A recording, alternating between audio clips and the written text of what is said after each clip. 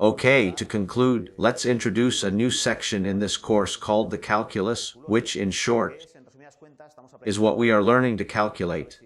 Let's see if any curious calculations come up, and we'll even try to make it fun. Okay, so we could effectively, since we know the basics of Excel, we can calculate the result of the famous phrase out of every 10 television viewers. Well, we write it down in Excel. We would enter the first value, the first data in cell A110.